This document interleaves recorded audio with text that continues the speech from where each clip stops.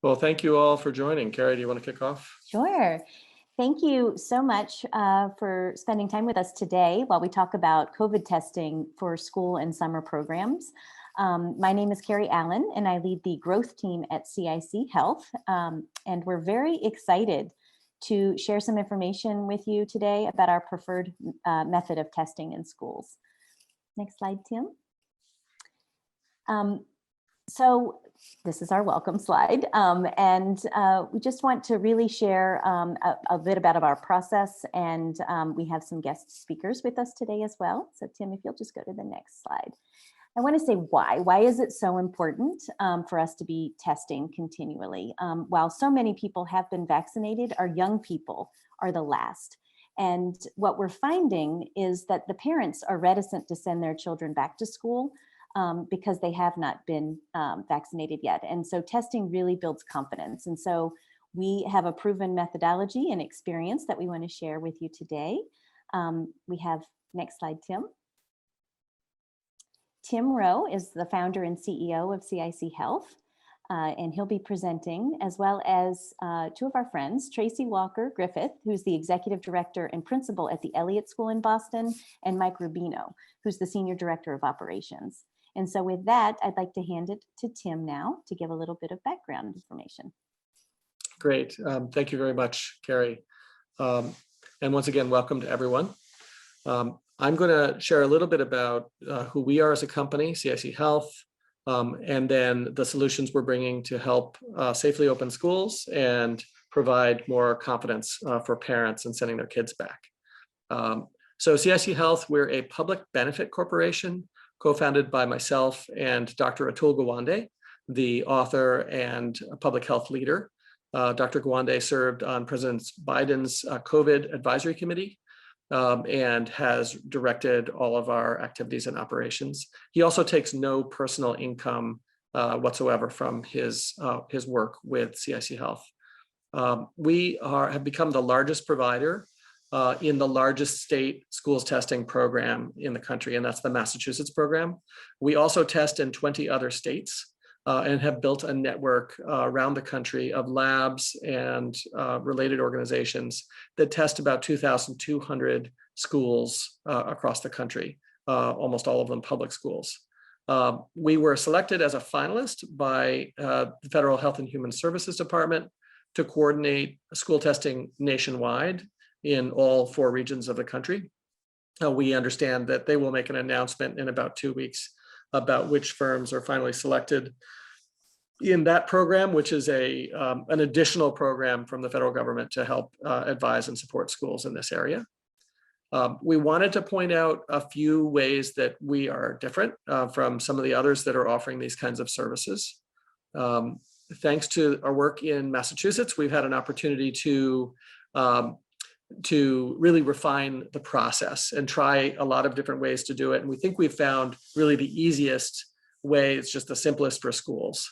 Our approach does not require you to gather your students in one place. Like in the past, some schools that we're testing would have, all the students cycle through the gym or something like that. Actually, we don't need to do that. Our testing can be done right in homeroom in about 5 minutes a week. The students do it themselves with our approach. We use the short Q-tip-like swab. Students swab the inside of their nose. This is approved by the Departments of Public Health in Massachusetts, and we have the studies that show that it works. Our approach is much more private than some. We do not even require computers. Basically, the students' private health information is not recorded in a computer system anywhere as part of the school-wide pool testing. And I'll explain a little bit more about how that works. We have very fast return of results. We promise the results the day after samples are collected. In fact, in Massachusetts, we're getting it nearly always before school opens the day after samples are collected, which means that if there is a positive, you're able to intercept that student the following day and help them quarantine, get safely to their family and out of the school environment. Lastly, while the federal government is now paying for all of these programs nationwide, so cost should not be a concern, you may be interested in knowing that we have come up with what is in fact the most cost-effective way to do this. That will stretch those federal dollars longer should we need to be doing testing in schools longer. Our lab network can test about 34 million students per week, so it's a very large network. We've actually had really great recognition from New York Times, CBS, Wall Street Journal, and others about the work that we're doing. At the bottom right here, you see some of the logos of some of the major groups that we're working with. The largest is the Broad Institute of MIT and Harvard. It's the largest nonprofit research lab doing COVID testing in New England. We're also working with PRL, which has labs on the West Coast and East Coast. Quest is a nationwide partner, which provides both labs and the ability to send people in, collect and drop off samples and so forth. And I want to recognize a number of other really excellent organizations: Helix, Project Beacon, the University of Minnesota Genomics Center, Poplar Healthcare, and a group called Crush the Curve out of Idaho, all of which have been involved in school testing for quite some time. And we've come together and built a kind of a dream team to do this.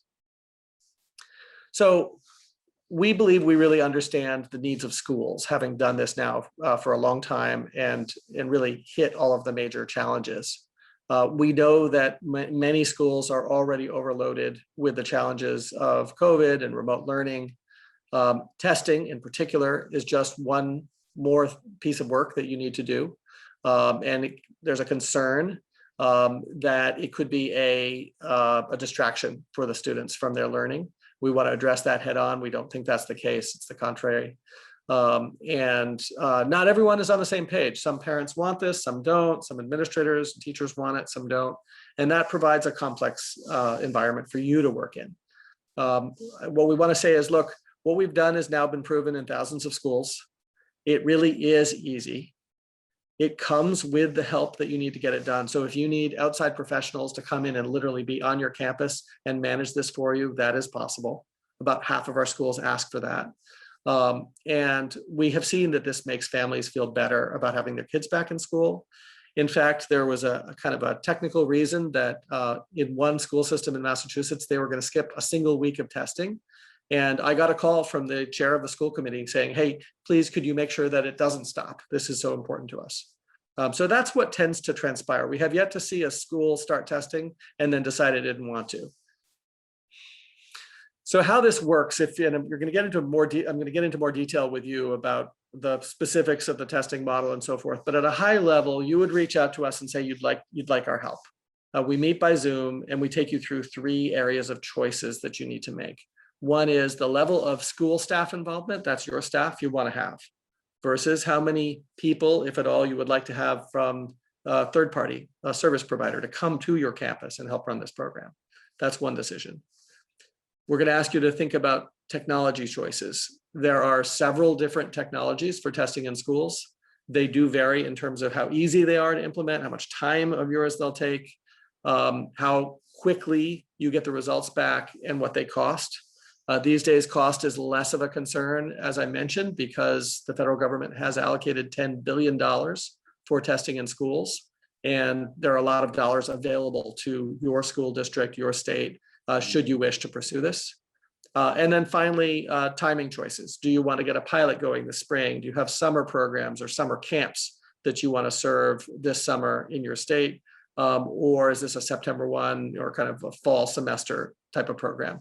If you give us that information, we will come back almost immediately with the details about how to get this started. And in many cases, we can get programs started in as little as 2 weeks. So what is this testing?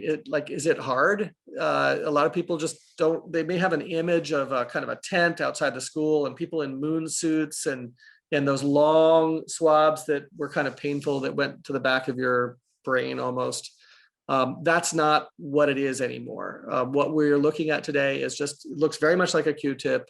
The kids just roll it around inside each of their nostrils, about 3/4 of an inch into your nostril. Takes about 15 seconds. And then how that swab is collected depends on your particular testing methodology. The one we recommend, and the one that we think is easiest, is pool testing. Basically, your teacher will have a tube sitting in a little stand on their desk. The students do the swabbing, they walk up and they drop this swab into the tube. As I mentioned, there are not even any computers there. Teacher doesn't have to handle that or anything. They simply have a piece of paper on their desk and they say that Susie and Jack and Stephen were, in this particular tube. And they keep that piece of paper. And if it turns out that the tube is positive, which is, by the way, very rare, I'll talk to you about that in a moment, then it's one of these kids in that tube. A typical school in a typical week has no positive tubes. And we expect with the vaccination spreading across the country that there will be fewer and fewer positives, and that testing is really going to be about giving confidence to families and that kids can and should be in school and safe. It may, at some point, based on further health guidance, unlock the ability to have less distancing, more things that happen without masking because there's testing. So if you envision a world in which we're not distancing and masking and so forth, that world may well include testing. If you do a pilot, you get into this technology now, you're going to be in a position to take advantage of those kinds of flexibilities later. Finally, what we know about this is that it really works.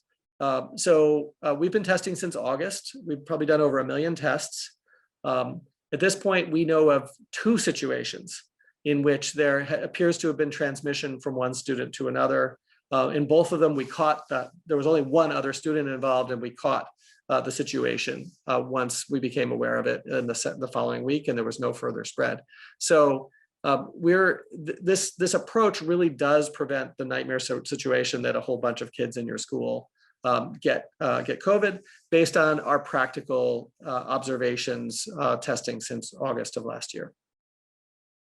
There are really 3 ways that we recommend schools think about literally collecting these samples. We're going to show you a video in a minute when the Elliott School folks talk about how they're doing it.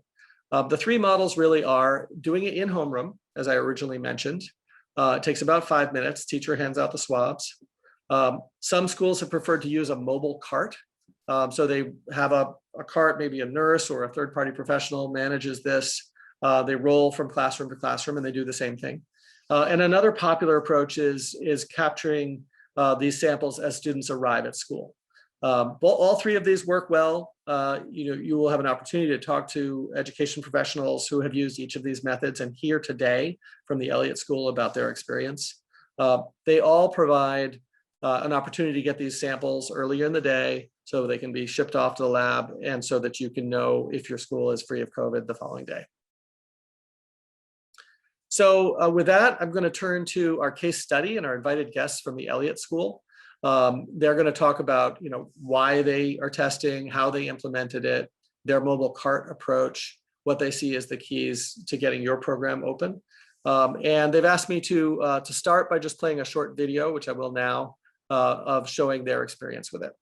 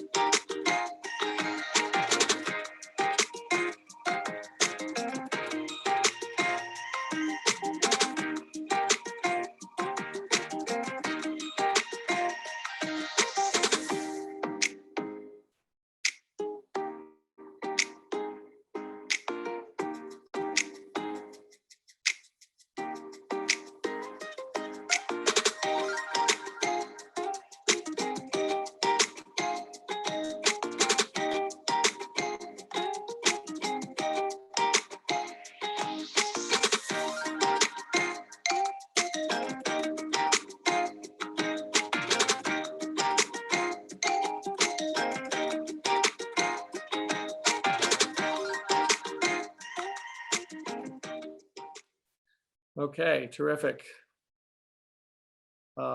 thank you very much for bearing with us and watching to this point. I'm now going to turn it over to our experts, Tracy and Michael at the Elliott School. All right, so good afternoon, everybody. My name is Tracy Walker-Griffith. As Tim introduced me, I am known as Principal Tracy. I'm the Executive Director of the Elliott School. It's located in the North End in Boston. As you can see, we're right near the Old North Church. We have 3 buildings. We have a lower school, kindergarten through grade 1, an intermediate school, grades 2 through 4, and an upper school in grades 5 through 8. And over 800 students. So just a little bit about Elliott before we go into, and you'll hear from our super senior director of operations, Mike Rubino. When we heard that pool testing was available, we were over the moon. So I'm super excited to talk to you about this. This is one of the most important mitigation strategies that we at the Elliott School see as a successful way to not only welcome students back, because we just welcomed 700 students back on Monday for the first time for 5 days in person, but it is peace of mind for our families. And so knowing that testing was part of our reopening plans from the minute we heard that we were available. And then implementing such a program, it's complicated, right? So we know that as a school community or even as a district, communication, clear, consistent, coherent communication is the key to this success. So we know that when staff testing was available, that was the beginning of our mitigation strategies. The mission critical strategy next was staff vaccinations. Pool testing for us was, for many of our families, that peace of mind that allowed them to say, I feel safe to send my child back to school. So without further ado, I think you need to learn a little bit about our pool testing. We will be available at the end of the webinar for questions. You'll notice that the lights have just gone out. We're a green building. We're a green building, so if we don't move quickly enough.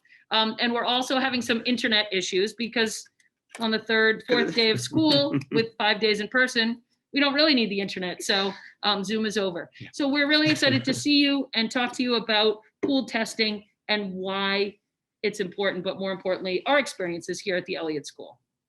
Great. So as Tracy mentioned, it's been a super exciting week. We're coming off spring break where we were hybrid with A and B groups before break, and then a nice energetic Monday morning with 700 kids returning 5 days a week. Kids in cohort A who haven't seen their friends in cohort B since we closed March 11th, 2020. So it's been, my body's remembering what exhaustion feels like, but also joy.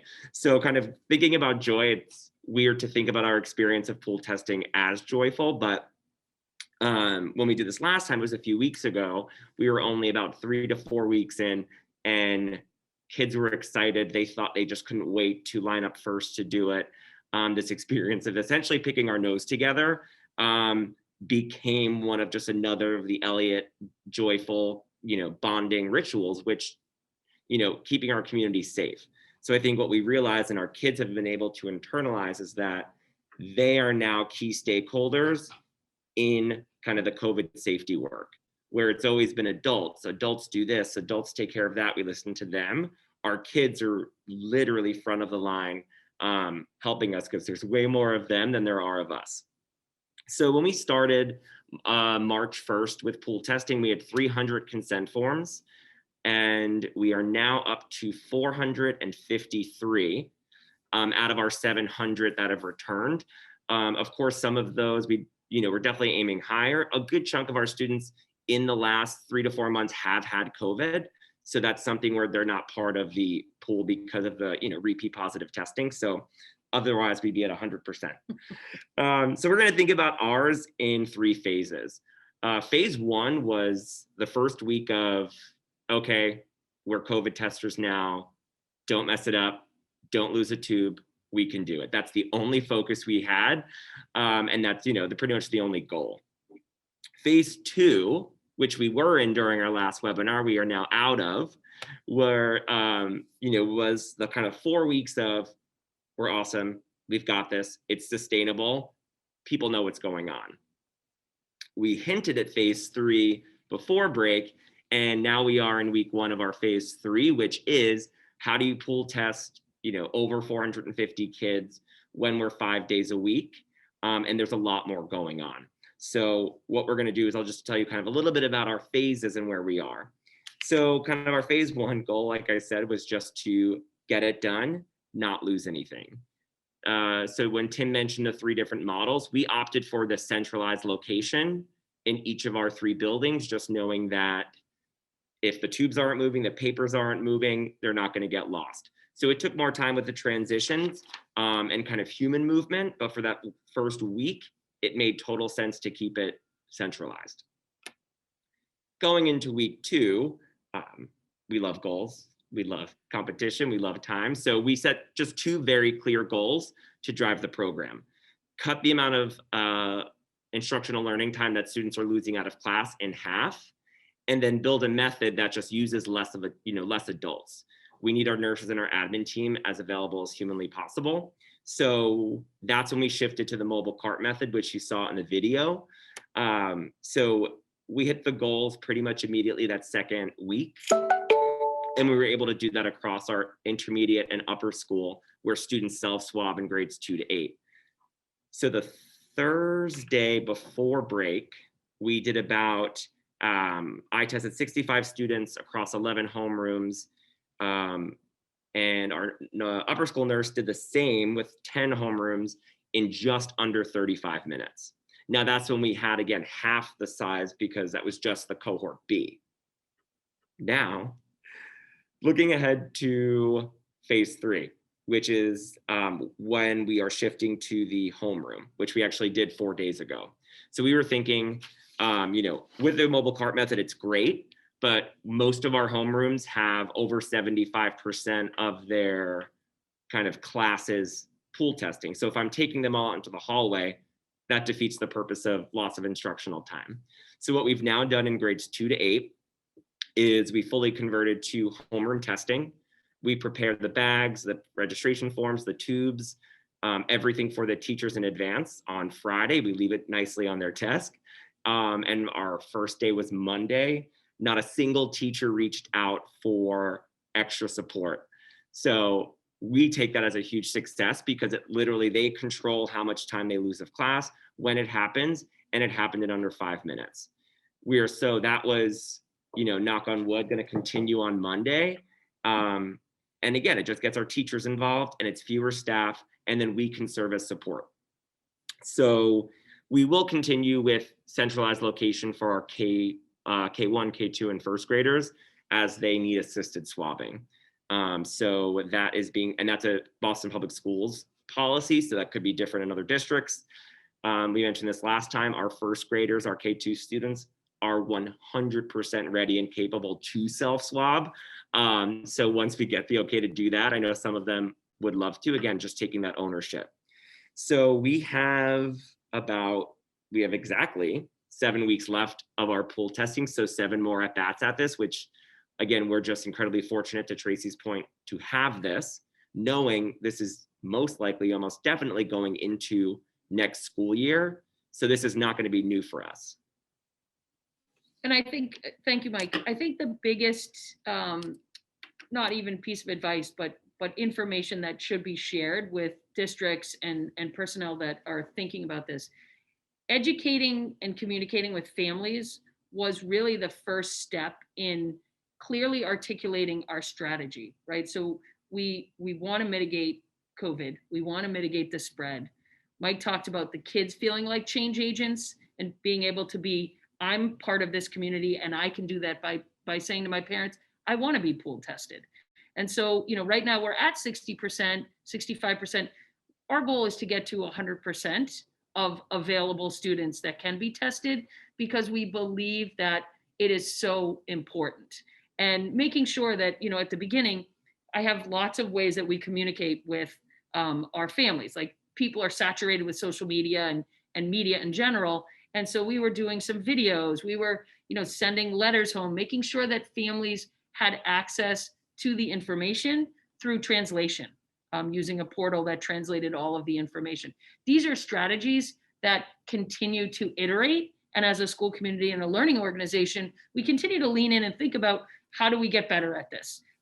So, also knowing that contact tracing that has to be done, having positive pools or inconclusive pools, these are all part of like our learnings, right? And we're modeling for our community that we are all in this together. And I always say to everybody, we're stronger together. And this is one of the ways that we need families to know that we can do it together. So we're really excited to be here and continue to support all of the work that continues to be done to keep children at the center of our decisions, because that's what we need to do as a nation.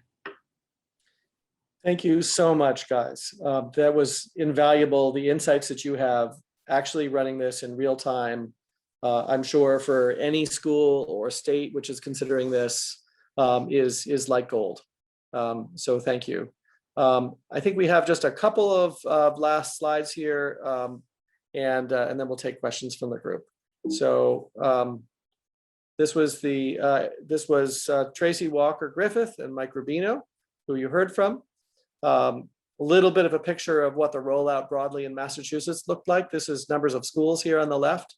The blue bar is those who've signed up. The dark blue bar is those that are actually testing. You see that it took, these are weeks. So it took, on the order of 4 or 5 weeks to go from a standing start to most of the schools actually testing. Over here on the right, you see the levels of support that the schools requested. About 3/4 asked for support from a third party courier to pick up the samples and bring them to our central location in the state. The others, I guess, do that directly themselves. And about half of them asked for us to provide outside third party staff who could come in and help the school. Some schools want that, and we provide that staff. Other schools say, look, we've got this, we'd rather use our own people. Either way is totally fine. There's some detailed stats in here on our program that I thought you might find interesting. I think at the moment, 525 schools are operational with us. These are all public schools. 452 of them were testing on the particular week of April 12th. So I don't know what the gap there is. Maybe some are just starting. And yeah, it looks like there's some starting. And we had 6.5 swabs on average went into each tube, which means that if you have a positive, which as I said is quite rare, it's about 0.7% of the pools, or about less than 1 in 100 classrooms, you'll see a positive. Those positive results were reported in 11 hours on average in the testing that we're doing here in Massachusetts. So I hope this is helpful, giving you a little bit of a kind of a peek into the insides. The costs of this won't necessarily matter to many of you because they're being borne by the federal government, but just so you have an idea, here in Massachusetts, it costs $5 per student in a pool. In some places, because of longer transit distances and different labs that we use, it might be a bit more than that. It is possible to do individual testing, and there's one state right now that's considering doing individual tests rather than pools. That is quite a bit more expensive, and it is actually a slower process because you then do need to record each student's name into a computer, but it is possible. And there are tests coming that are point of care tests, where you would do the test on site and get the answer within an hour, some of them faster than that. Some of these are quite accurate now. The main reason that most schools are not doing this is that the labor involved in those point of care tests is quite considerable. So if the quick turnaround is important to you and you don't mind a bunch more work per test, you might want to consider point of care tests. We do believe, as I mentioned, that this pool test is just the easiest, lightest touch, and I think you've just heard that from the Elliott School. There are some setup and monthly fees that for any normal school add up to very little per test. So that's the picture of kind of what it costs. If you're interested, please write my colleague, Carrie Allen, who opened this webinar, Allen, A-L-L-E-N, at cic.com. And we will set up an appointment with you by Zoom to talk it through and see how we can help.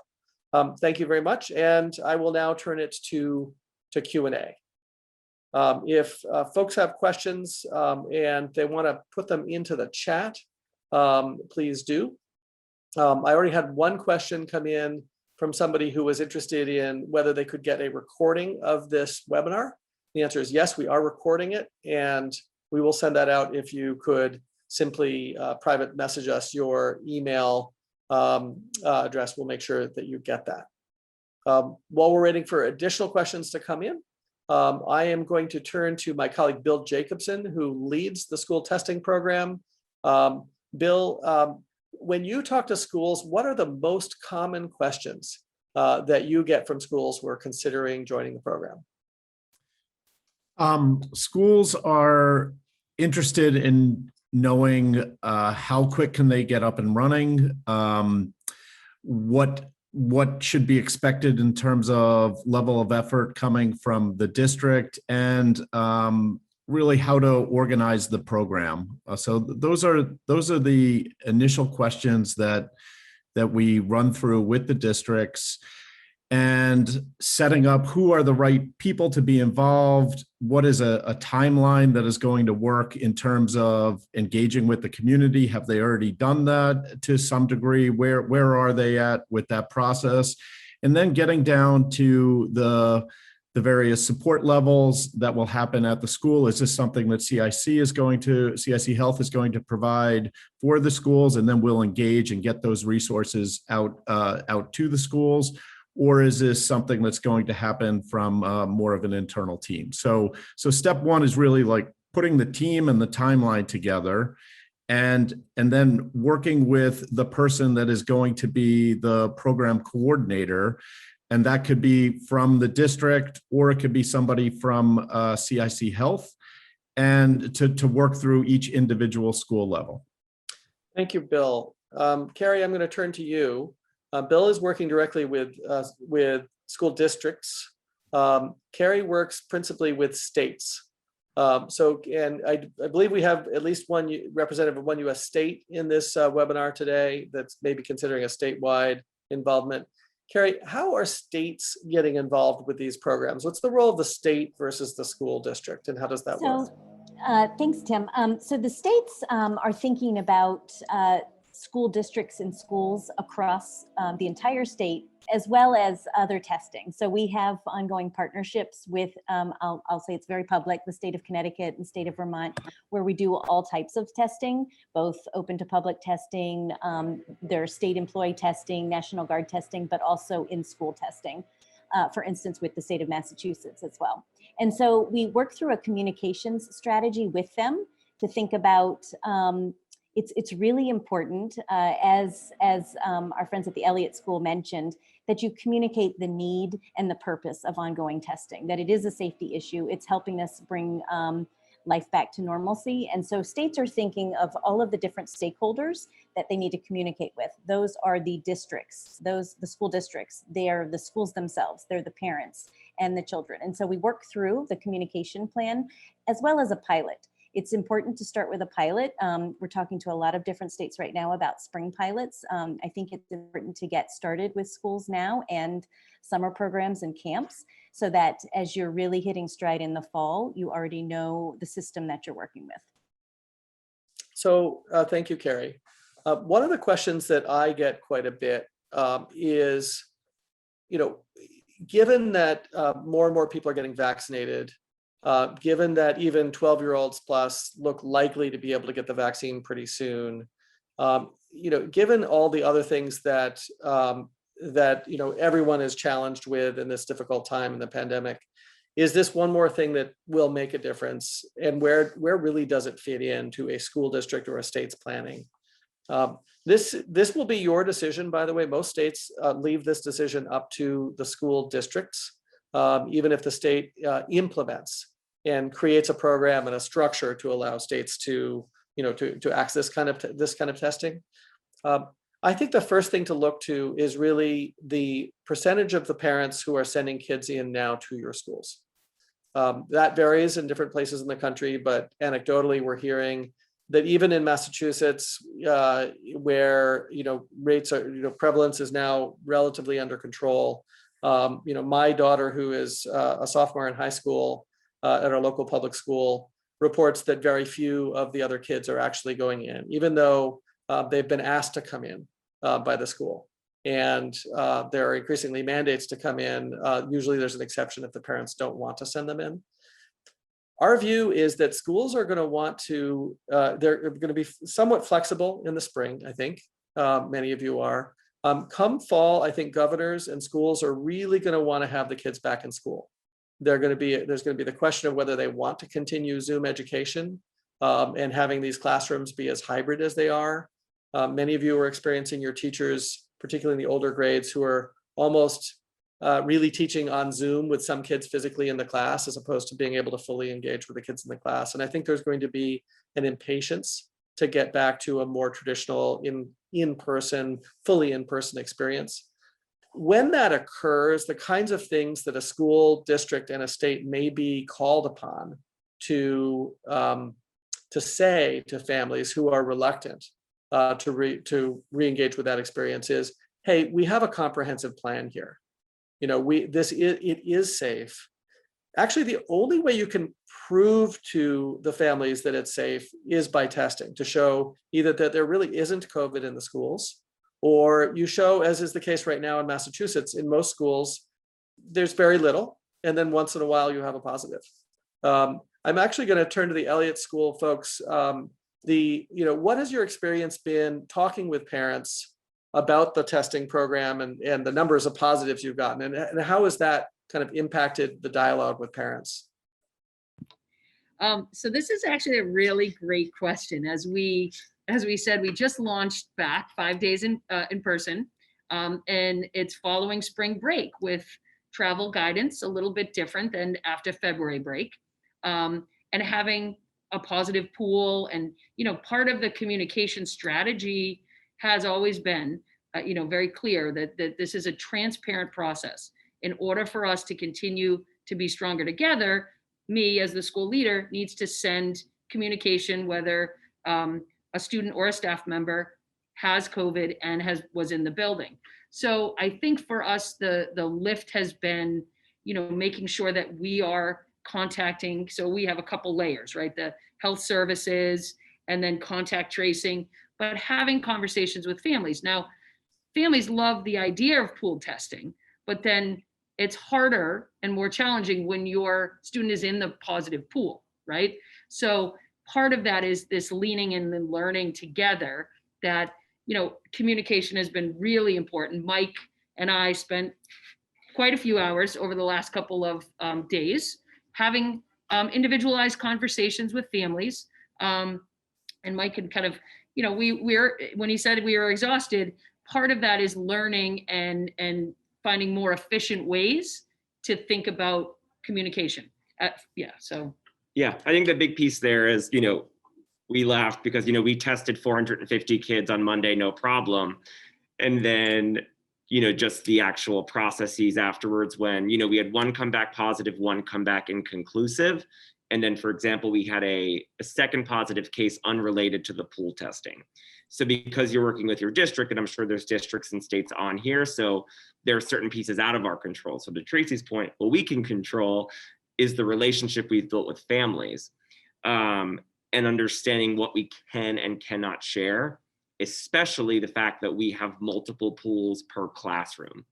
So in that case, one pool was negative, one pool was positive. We can't communicate with the negative pool. So it is really understanding the dynamic between what you're, allowed to do, the communication, the reflex testing that happened the next day, and then, just being okay with families. We are, I was on the phone texting with families late, Monday night, Tuesday night. Are the results in? Can they come back to school? The contact tracing. We're, relatively large district. And it's a lot on our district because this is new. So I think the biggest thing is the foundation you have with your families, because to Tracy's point, they're all about pool testing. And then oh gosh, this is what I thought you would just tell me right away, or I thought you could tell the whole class. Like when you get lice in a class, you can tell the whole class. This is a little bit different depending on your district's guidelines. So we're navigating that because, we got pros at the testing part. Now, hopefully we don't have to do it too much, but because our numbers, to Tim's point, are less than 1%, but getting better and clearer and faster around the turnaround, because we do have to work with the district and the city as well.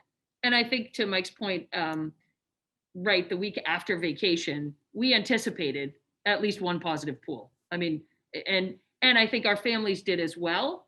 And so I think the relationship is key. The communication is first and foremost, making sure that families know how to communicate with us if they have, and if they have symptoms, don't send their children into school.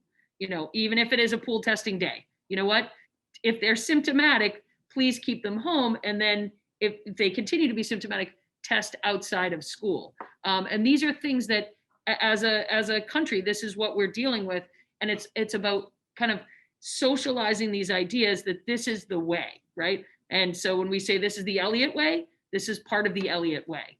And I think part of the district's mission is to make sure that every school continues to find innovative ways to communicate to families about the importance of this as a mitigation strategy against COVID. Thank you, guys. This has been really terrific. So just turning to the audience now, I know that some of you are involved with schools, some of you are involved with states, and I really appreciate your making the time to learn more about this. I'm curious if any of you have some nagging questions, something that just isn't clear to you from what we've conveyed here. Maybe you're wondering about other methods of testing, such as point of care or individual tests. Is there anything that anyone would like to ask us?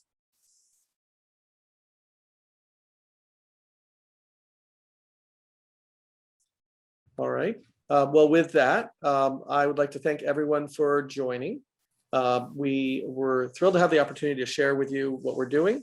We hope that the whole country will be benefiting by open and safe schools in the fall. And we hope that this can be one small part of making that possible. Thank you again for coming. Yes. Thank you, everyone.